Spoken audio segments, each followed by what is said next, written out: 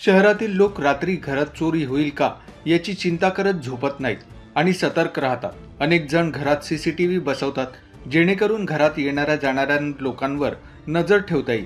तरीही लोकांची आणि पोलिसांची नजर चुकवून चोरी करणारे आपला उद्देश साध्य करतातच. अशाच घरफोडी करणाऱ्या 2 तरुणांना नागपूर पोलिसांनी अटक केली आहे. यातील साहिल लांजेवार हा अवघ्या 19 वर्षाचा आहे, तर ऋषिकेश मंकार हा 21 वर्षाचा आहे.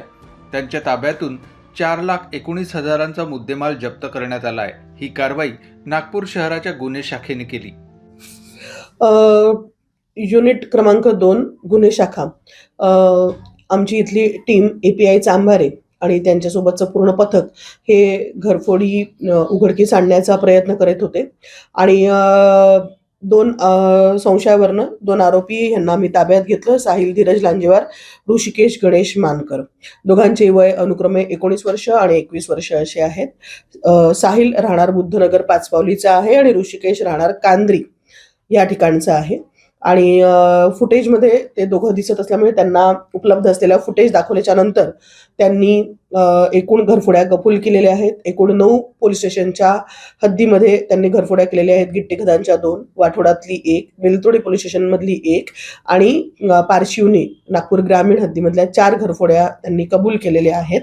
आणि त्यांचा आतापर्यंत त्यांनी एकूण 4,19,000चा मुद्देमाल, सोने चांदी चे काही दागिने, काही वितळवलेलं सोनं आणि काही कॅश आणि काही गुन्ह्यात वापरलेली गाडी, त्यांचे मोबाईल्स इत्यादी असा तो मुद्देमाल आहे.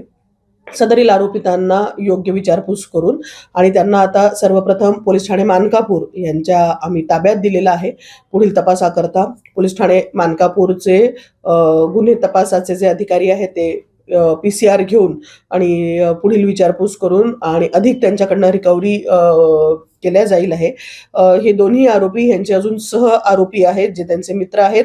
अभिजित नितनवरे राहणार जरीपटका, ऋषी नागदिवे राहणार समतानगर कपिलनगर, सागर उर्फ केन राहणार गोधनी, पियुष उर्फ लोचा राहणार विटाभट्टी चौक यशोधरानगर आणि संघर्ष कैलास बागडे राहणार खापरखेडा दगडीचाळ नागपूर ग्रामीण असे हे त्यांचे सह साथीदार आहेत.